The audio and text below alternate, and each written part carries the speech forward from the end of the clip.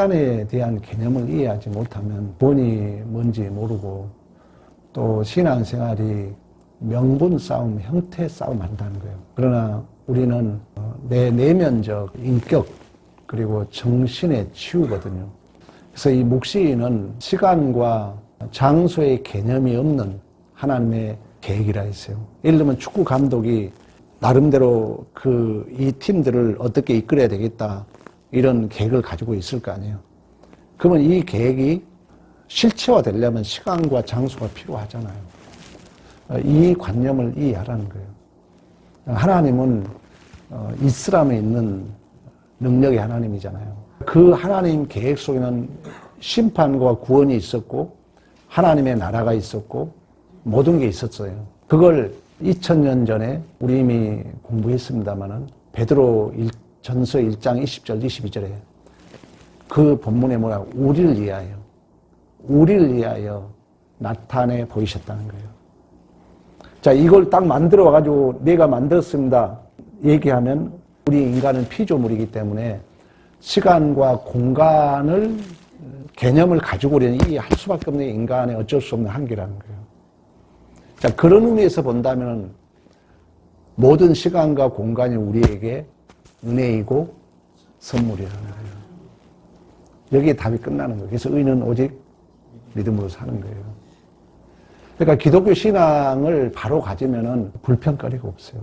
그러니까 이 하나님의 계획을 하나님의 시간과 공간적 개념이 없는 하나님의 계획, 하나님의 뜻, 여기는 모든 것이 있었어요. 근데 그걸 예수를 통해 한번 계시했어요. 우리를 위하여 나타내 보여줬다는 거예요.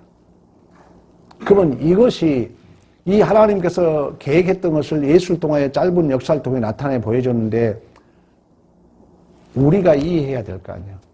이걸 내 안에 구체화다 이런 저는 단어를 썼어요.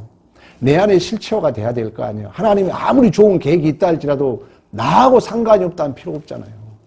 축구 감독이 아무리 이 팀을 우선으로 끌고 싶어도 그 선수에게 그것이 전달되지 않으면 필요 없잖아요. 그런 것처럼 그 선수를 전달하기 위하여 운동장에 땀이 있고 피가 있는 것처럼 우리의 존재가 그렇다는 거예요. 하나님은 그 계획을 우리 안에 구체화되기를 원한다는 거예요. 우리 안에. 내 안에 그 하나님의 계획이. 그 모든 것은 모든 최종적 계시를 누구를 통해서 보여줬다고요? 예수를 통해. 그래서 교회의 본질이 예수 충만이라는 거예요. 예수 충만으로 다니지 않는 교회에 다니면 뭐합니까 여러분? 나중에 보세요. 상처만 남아요. 왜? 내가 예수로 채워지지 않으면 실력이 안 되니까. 내 짐은 무거워지는데 높이 나는 새가 멀리 본다 했잖아요.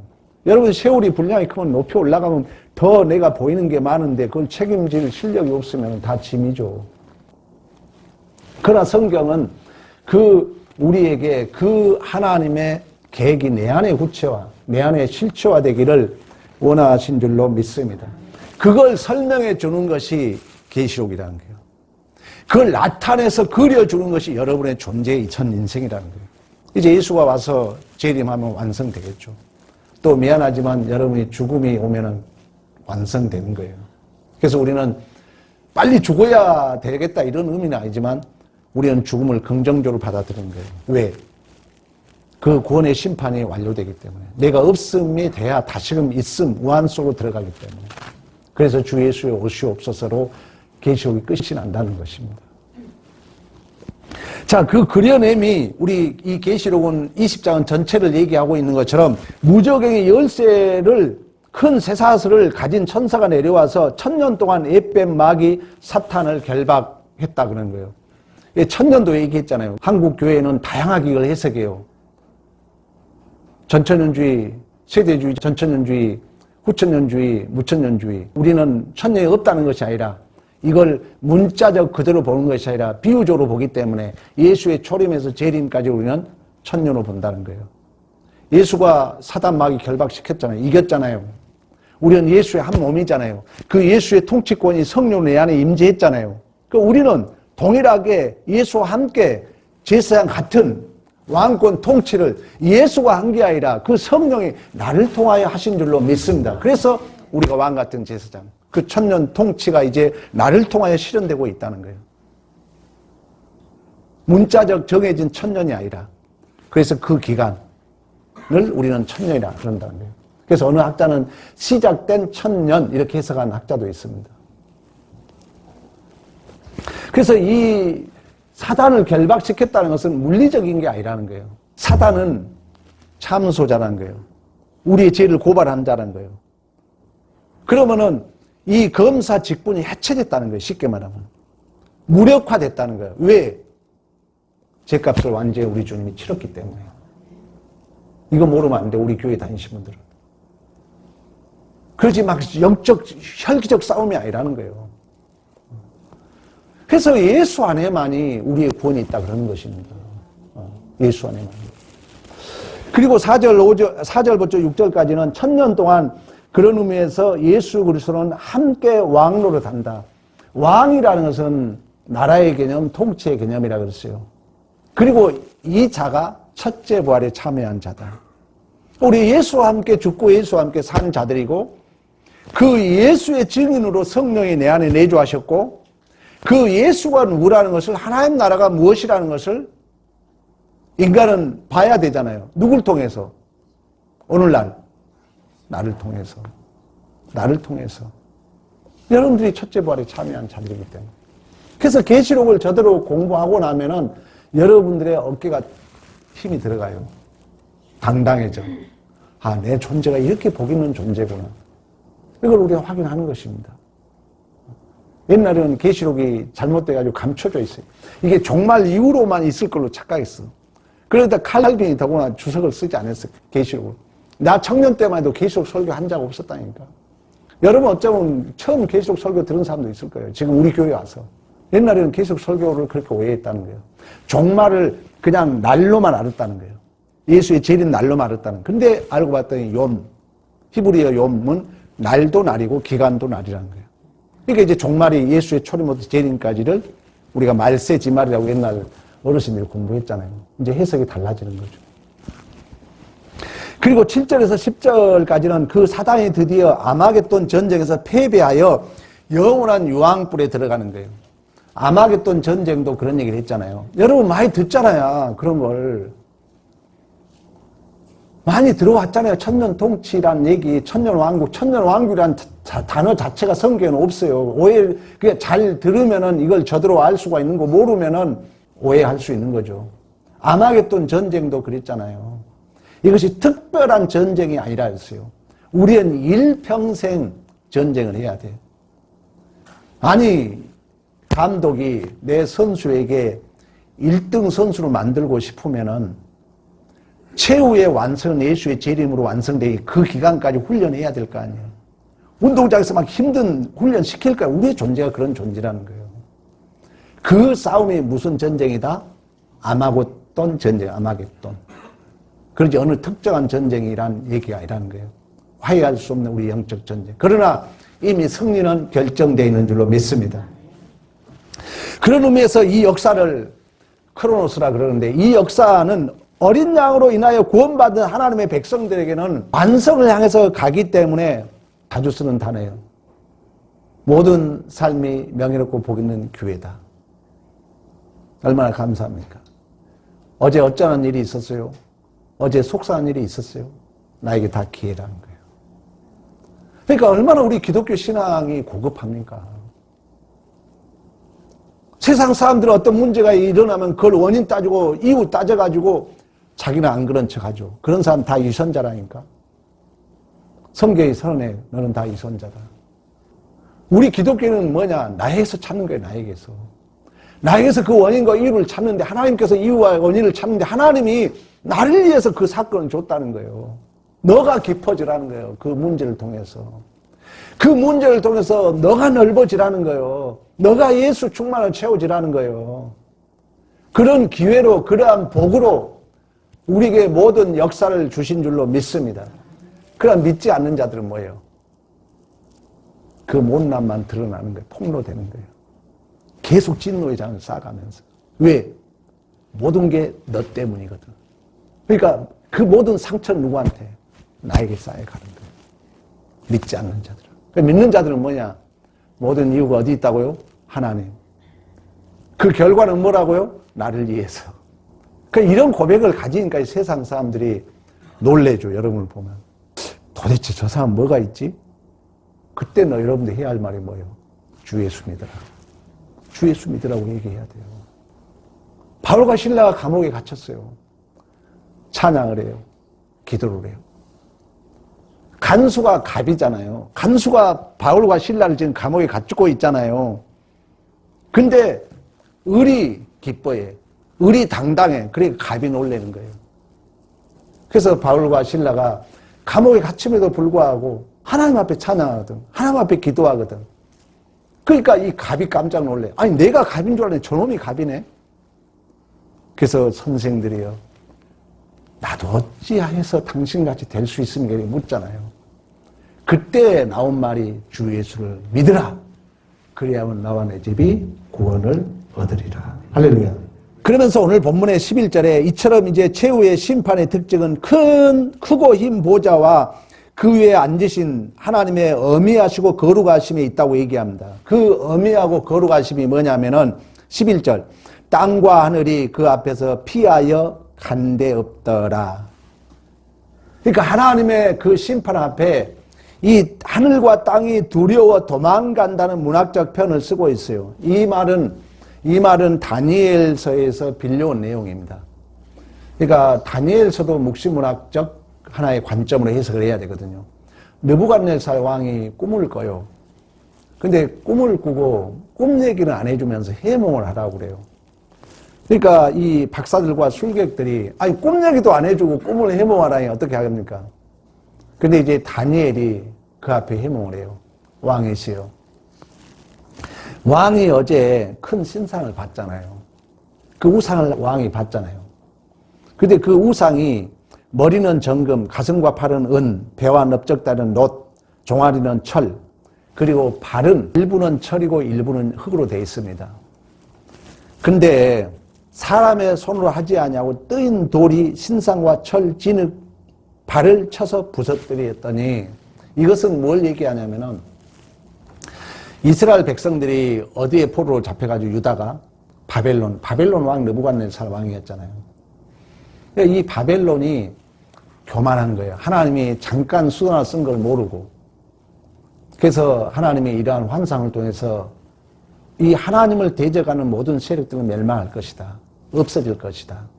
그래서 뜨인 돌이 이 신상을 깨부쉈더니 타작마당에 겨같이 되어 바람에 불려 간 곳이 없어졌다. 이런 얘기를 해요. 다니엘서. 그 말을 인용해서 오늘 본문도 얘기하는 것입니다. 하나님의 예수 그리스도가 오는 날, 이제 예수의 재림이 완성되면 이 세상 모든 것은 없어질 줄로 믿습니다. 이 세상 모든 건 없어진다는 거예요.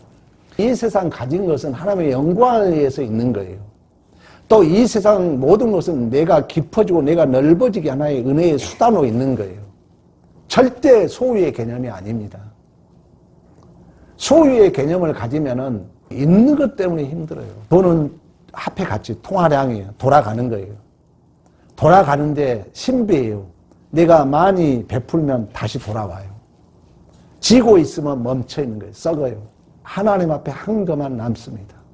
한때 이 사업을 하고 망했잖아요. 부도가 나가지고 목사의 길을 왔는데 그러고 나서 깨닫는 게 그거예요. 하나님 앞에 한 것만 남더라. 그 많은 돈이 온데간데 없더라. 이걸 꼭 여러분들한테 말씀하고 싶고, 그런 의미에서 하나님은 우리의 그 홍수 심판이라든가 인류 역사상 여러분들이 질병과 환난 그리고 쓰나미 등 이러한 그 증상들은 하나님을 반대한 것들은, 또한 이 세상적인 것들은 그 멸망과 심판 앞에 소멸될 수밖에 없다는 거예요. 아무것도 이 세상에 전부 없어져요. 그래서 계시록에 새 하늘과 새 땅을 말씀하고 있는 것처럼. 자, 그렇다면은 여러분들에게 묻고자 하는 것은 뭐냐면은 여러분들이 무엇을 의지하고 살아가느냐, 누구를 의지하고 살아가느냐를 성경은 묻고 싶어 하는 것입니다. 여러분이 진실로 누구를 의지합니까? 이 세상에 금방 없어질 돈을 의지합니까? 권력을 의지합니까? 무엇을 의지합니까? 우리가 의지할 자는 살아계신 하나님밖에 없는 줄로 믿습니다. 그러니까 똑같은 인생을 살아가지만 예수를 잘 믿으면은 그리스도와 함께 왕같은 제사장의 승리를 맛보며 사는 것입니다. 예수를 잘 믿으면은 여러분들이 하나님의 통치가 나를 통해서 실현되는 거예요. 내가 먼저 손 내밀 수 있고요. 원수를 내가 먼저 사랑할 수 있고요. 내가 먼저 웃어줄 수 있고요. 이게 승리라는 거예요. 성경에 말하는 승리예요. 그러나 예수를 믿지 않는 자들은, 하나님을 모르는 자들은 똑같이 세상을 살아가지만 그들은 세상을 의지하고 있기 때문에 세상은 뭡니까? 속고 속는 거짓됨을 확인해요.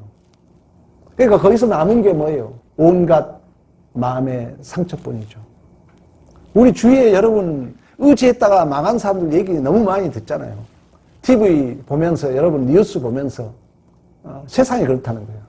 그러나 하나님을 믿는 자들은 우리 안에 무언가 축적이 돼요. 그 승리의 전리품들이 내 안에 축적되면서 내가 깊어지고 내가 넓어진 만큼 삶의 일체 비결 배운 자로서의 내게 능력 주신다 해서 모든 것을 할 수 있는 이러한 믿음의 승리를 맛보며 살아가게 되는 줄로 믿습니다. 그러면서 12절에 뭐라 합니까? 보좌 앞에 책들이 펴져 있고 다른 책이 펴져 있는데 곧 죽은 자들의 행위를 적어놓은 생명책이다. 그러니까 13절에 그 얘기를 하죠. 이 책에는 죽은 자들의 행위가 낱낱이 기록되어 있는데 죽은 자들은 이 책에 기록된 대로 심판을 받는다. 하나님은 심판의 기준이 누구를 근거하고 살았냐를 묻는 것입니다. 이 본문을 되게 오해를 해요. 여러분들의 생명책에 우리는 되게 오해하죠. 오늘 오해 푸세요. 우리 믿는 자들의 행위가 기록될까요? 아니면 여러분의 생명책에 여러분의 이름이 기록될까요? 다시 얘기합니다. 우리는 예수와 함께 죽었어요. 4절에 얘기했어요. 우리는 예수를 증언할 자이고 예수와 목배임을 당한 자들이에요. 하나님의 말씀으로 인하여 목배임을 당했어요. 이게 한국교회 지금 오해를 하고 있는데 여러분의 열심을 위해서 그런 얘기는 할 수 있어요. 여러분의 행위가 기록돼서 구원받을까요? 아니잖아요.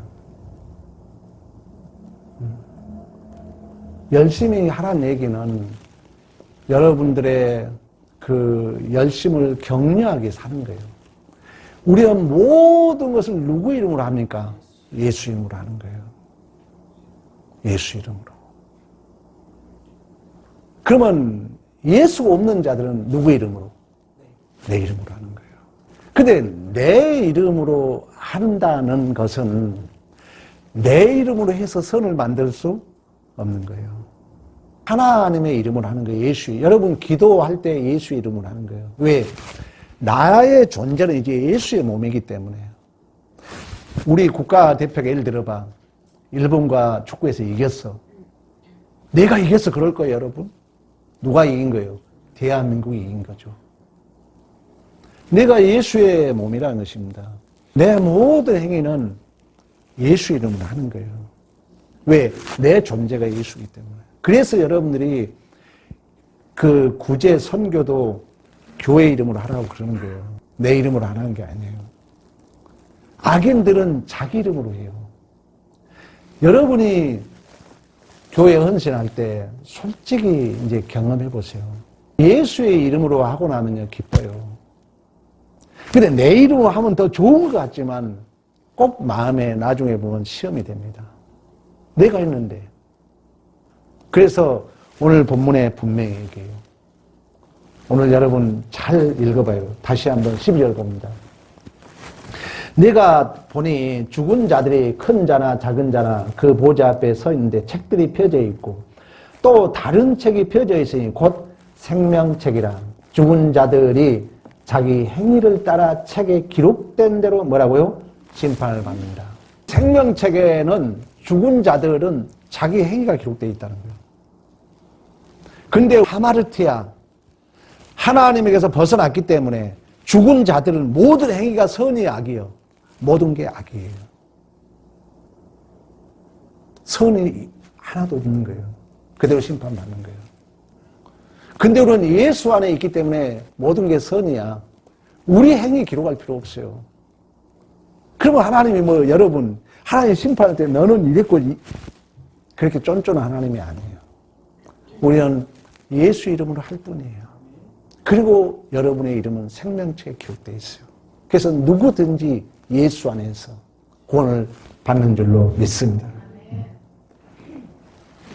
그래서 교회는 이처럼 예수 그리스도의 한 몸으로 자신을 근거한 사람은 예수 밖에 있기 때문에 그들은 생명책에 기록될 수 없어요. 이름이. 자기들 행위만 기록되어 있어요. 그 행위가 이미 우리는 알고 있잖아요. 원죄적 그 선악과 행위 언약에서 이탈되었기 때문에 예수 밖에 있는 자들은 모든 행위가 죄야.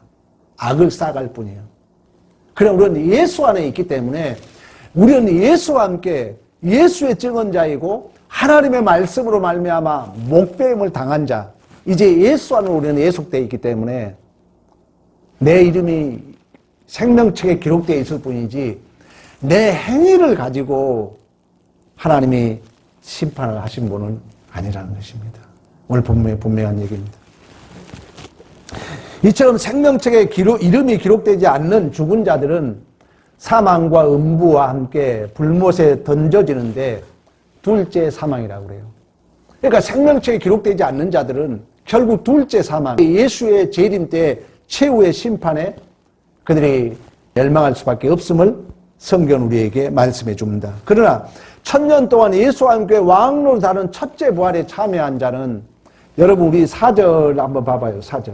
또 내가 보좌들을 보니 거기에 앉은 자들이 있어 심판하는 권세를 받았더라. 또 내가 보니 예수를 증언함과 하나님의 말씀 앞에 목배임을 당한 자들의 영혼들과 짐승과 그 우상에게 경배하지 아니하고 그들의 이마와 손에 그 표를 받지 아니한 자들이 살아서 그리스도와 더불어 1000년 동안 왕노릇 하는 줄로 믿습니다.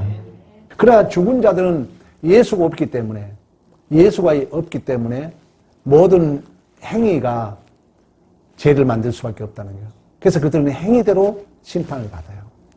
우리는 하나님께서 주셨습니다의 고백이에요. 내 것 드린 게 아닙니다. 받은 것 준 거예요. 그러니까 여러분이 받은 만큼 하고 나니까 이유 불문이에요. 그리고 하나님이 받아주지 않으면 하고 싶어도 못해요. 하나님 앞에 헌신한다는 것은 받아준 거예요. 하나님이. 교회 예배도 마찬가지예요. 내가 기분 나빠 예배 안 나온다고요? 아니에요. 하나님이 안 받으시면 못 나와요. 하나님이 받으셔야 나옵니다. 우리가 하나님 앞에 헌신하는 것도 마찬가지예요. 여러분들이 교회에 와서 빗자루 한번 잡는 것도 하나님이 받으시니까 하는 거예요. 감사죠. 그래서 항상 뭘 할 때마다 제가 그런 얘기 했잖아요. 하나님 이렇게 하셨습니다. 하나님 나를 받아주시니 감사합니다. 얼마나 하나님이 기뻐하겠어요. 또 하신 분도 시험 들 일이 없죠. 왜? 하나님 나에게 기회를 주셨으니까 하니까. 그럼 내가 한다 생각해봐요. 왜 저 사람은 안 하는데 내가 해야지? 당연히 시험거리죠. 그래서 오늘 본문에 분명히 얘기해요. 우리는 생명책에 우리는 이름이 기록되어 있어요. 그러나 악인들은 그 악이 기록되어 있어요. 그들의 죄악이. 왜? 그들은 예수 밖에 있기 때문에 모든 것이 자기를 근거하거든요. 근데 자기를 근거한다는 것은 이미 우리는 행위 언약에서 하나님과 이탈되었기 때문에 온갖 더러움, 그 죄, 악 이런 것들을 하나님은 다 기록했다가 결국 행위대로 하나님은 심판하신 줄로 믿습니다. 이처럼 여러분 최후의 심판의 기준은 누구를 근거한 삶을 살았냐는 얘기예요. 항상 여러분들이 교회 생활할 때마다 하나님 때문에 누구 때문이 아니라 항상 기억해야 돼요. 하나님 때문에 한다는 거예요. 하나님이 나를 인도했다는 거예요. 하나님이. 포도나무 비유에서도 뭐라 합니까? 내가 나무다. 너희는 뭐다? 가지다. 이런 얘기를 하는 것입니다. 여러분, 창세기 창조의 그 속에는 하나님의 계획 모든 게 들어있다는 거예요. 안식하셨다고 해요. 그래서 이제 창조가 끝나요.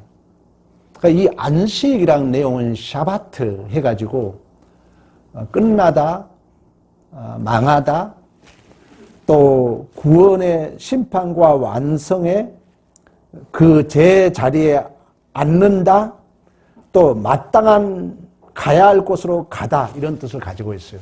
그러니까 첫째 날, 둘째 날, 셋째 날, 다섯째 날, 여섯째 날, 일곱째 날 속에는 모든 게 들어있는 거예요. 그 악인과 의인의 심판도 들어있고, 그 안식의 그 마지막 하나님 나라의 완성도 들어있고, 다 들어있는 거예요. 이걸 다시 한번 예수님께서 이 땅에 실현했죠. 2000년 전에. 그래서 예수님께서 그 하나님 나라 완성이 어떻게 될 것을, 죄인과 의인을 심판하시고 우리 주님께서 다 이뤘다고 말씀했던 것처럼 그 하나님의 나라의 완성을 우리에게 보여줬죠. 그러면 지금 우리 시대는 어느 시대냐면은 이제 그 예수님께서 십자가의 죽으심과 부활을 통하여 그 없음이 있음이 되었던 그 하나님 나라가, 하나님의 뜻이 내 안에 이제 우리 역사 속에 뚫고 들어온 것처럼 내 안에 뚫고 들어왔다는 거예요. 그러면 우리의 존재는 예수가 오기 전에는 우리를 그 창세기에 말씀하고 있잖아요. 어둠이 되고 아침이 되니 말씀하고 있는 것처럼. 그러니까 우리는 하나님이 들어오기 전에는 우리는 뭐밖에 없었어요? 어둠이었어요. 죄의 덩어리였죠. 우리의 실존을 얘기한다면 이제 이 예수의 그 빛이 여러분 어둠 속에 이제 들어온 거예요. 우리의 현상으로 말하면 이제 이 어둠을 찢어야 돼요. 어둠을 붕괴시켜야 돼요. 그래서 우리에게 고난이 있다는 거예요. 그것을 실존으로 얘기하면 여러분들의 그 못된 성질의 폭로가 있다는 거예요. 그러니까 이걸 이제 믿음으로 받아들여야 돼요. 이게 아니라 절대 누구에게 핑계대지 말아라. 누구에게 떠넘기지 말아라. 나를 위한 명예로운 기회다. 우리 기독교인들이 이게 약하잖아요. 그러니까 어떻게 보면 기독교인들이 아주 이기적으로 살 수 있어요. 왜? 성경의 설교를 저도 못 들어서 그래요. 우리 주님이 이루셨던 것이 내 안에 이제 침투에 들어와서 여러분이 의인입니까? 여러분 구원받았다 해서 여러분 의인으로 착각하면 안 됩니다. 아직 우리는 잔재되어 있어요. 신분상으로 하나님의 자녀가 출생되었지만 여러분이 국가대표로 뽑혔어. 근데 감독이 와서 보니까 이 실력이 아직 아니거든. 그래서 히든크 감독이 그 선수들에게 엄청난 그 기초 체력 훈련을 했던 것처럼 하나님이 성령으로 여러분들에게 뚫고 들어왔어요. 그래서 빛의 자녀로 만들어야 되기 때문에 여러분의 못남이 드러나야죠. 폭로돼야죠. 우리 지난주 설교 기억납니까? 하나님이 지혜롭고 은혜로운 방법 중에 하나가 우리에게 사탄의 유혹과 우리가 때로는 죄인 되도록 허용한다는 거예요. 그러므로 말미암아 내 안에 이렇게 더러운 죄가 잠재되어 있다는 것을 내가 깨닫고 겸손하기 위하여, 그리고 더욱더 하나님을 의지하도록 하기 위하여, 그리고 또 다른 그런 시험이 왔을 때 이기게 하기 위하여 하나님은 은혜롭고 지혜로운 방법으로 우리에게 허용했다고 말씀했던 것처럼 이제 이 예수의 빛이 여러분 어둠에 지금 헤치고 들어온 거예요. 우리의 삶의 지금 현장에 들어와가지고 우리의 어둠을 때로는 드러내게 해요. 그리고 때로는 그걸 깨뭉개야죠. 깨야죠. 때로는 그걸 해체시켜야죠. 그리고 부숴야죠. 히브리서에 가면 말씀이 우리의 심령 골수 쪼개고 드러내고 한다고 말씀하고 있는 것처럼. 그래서 우리 올바른 신앙을 생활을 하게 되면은 그래서 여러분들이 아픔도 있는 거예요. 물론 그 안에 이런 믿음을 아는 자들은 짜릿한 승리의 회복을 가지고 사는 거죠. 그러니까 이걸 감당해야 돼요. 그래서 로마서에 인용하고 있는 것처럼 다만 이뿐만 아니다. 다만 이뿐만 아니다. 환난이 있다. 환난이 인내를, 인내가 연단을, 연단이 소망을 이룬다. 여기서 인내가 뭐라 했어요? 인내는 그 빛이 내 심령, 내 존재에 뚫고 들어와서 내 어두움을 드러내고 내 그 어둠을 찢고 부인하게 하고 나를 새롭게 만들어간 그 삶의 정황의 그 환난과 고난을 도망치지 않는 게 인내입니다. 감당하는 거예요. 또 다른 말은 누구에게 떠넘기지 않는다는 거예요. 누구에게 핑계대지 않는다는 거예요. 내가 그걸 안 해줄게. 여러분 그 모습은 다 보여주잖아요. 모세가 그러잖아요. 아버지, 저들에게 죄를 돌리지 말라 하잖아요. 스데반이 그러잖아요. 아버지, 저들에게 이 죄를 돌리지 말라 하잖아요. 돌에 맞아 죽어가면서도. 우리 주님도 아버지, 저들의 죄를 알지 못하나이다. 저들에게 돌리지 말라 그러잖아요. 바울도 저들에게 돌리지 말라 그러잖아요. 그때 나는 깊어지는 것입니다. 내 안에 예수의 생명이 자리 잡게 되는 줄로 믿습니다. 그래서 환난이 인내를, 인내가 연단, 그걸 내가 책임졌을 때 내가 연단되는 거죠. 그리고 그때 우리 안에 소망이 이루어지는 줄로 믿습니다. 그래서 우리의 신자의 삶이라는 것은 이 죄와 사망이 가득한 이 세상 속에 우리의 승리는 뭐냐? 우리의 죽을 것이, 우리의 죽을 탐심, 욕심, 이기심이 생명에게 삼킨 바 돼야 돼요. 어렵게 해석이 됩니까? 그 정황을 여러분들은 수없이 목도하는 거예요.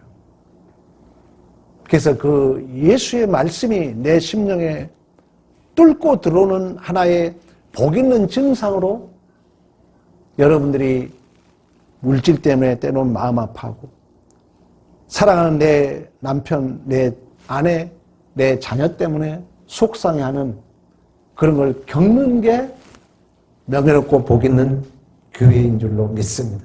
여러분 꼭 기억하셔야 돼요. 그걸 믿음으로 감당하면 성령이 우리에게 도움을 주신다는 거예요.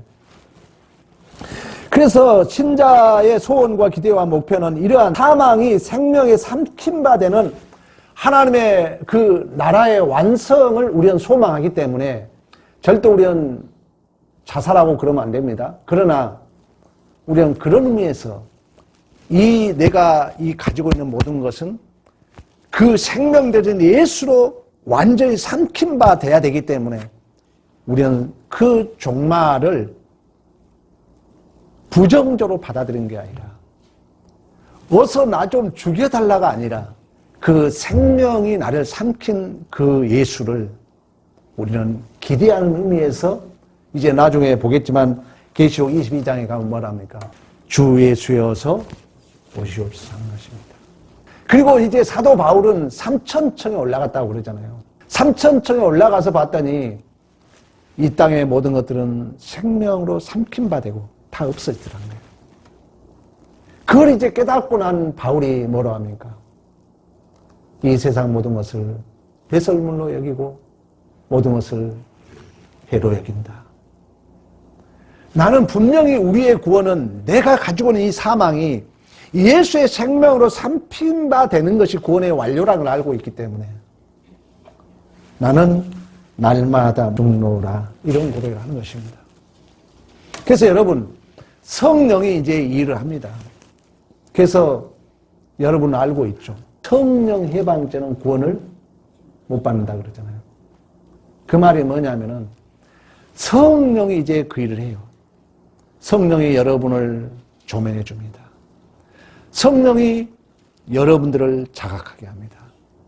성령이 내 죄가 이 사망이 삼킨 바 되고 예수의 생명이 내 안에 채워지도록 이끌어 간다는 거예요. 그래서 여러분들이 설교를 듣는 거예요. 설교를 안 들으면은 뭐가 뭔지 몰라요. 미안하지만. 그래서 한국교회가 단순한 거예요. 뭐만 있냐? 예배, 기도, 전도, 회개 이런 것만 있어. 다른 거 없어. 왜? 설교를 안 들으니까. 설교를 들어야 돼요. 여러분들이 우리의 존재는 뭐냐? 궁극적으로 생명이 예수 생명이 내 안에 뚫고 들어와서 여러분 죄를 찢고 부인하고 내 안에 생명이 채워지는 거예요. 그 복 있는 증상이 여러분의 삶의 현장이에요. 드러나야 될 거 아니에요. 그래서 그럴 만한 사람을 붙여가지고 속상한 일을 당하게 해요. 그때 우리 믿는 자는 뭐라고요? 떠넘기지 말아라. 책임을 나에게 핑계하지 말아라. 하나님이 나를 위함이란 이 믿음 안에서 하나님의 뜻이 무엇인가를 묻는다면 분명히 성령은 여러분들에게 그때그때 합당한 답을 주셔서 진실로 우리가 서서히 내 사망이 생명으로 삼킴과 됨으로 말미암아 내 안에 예수가 충만해지는 그런 복 있는 삶을 살게 될 줄로 믿습니다. 이러한 승리가 있기를 간절히 축원합니다. 우리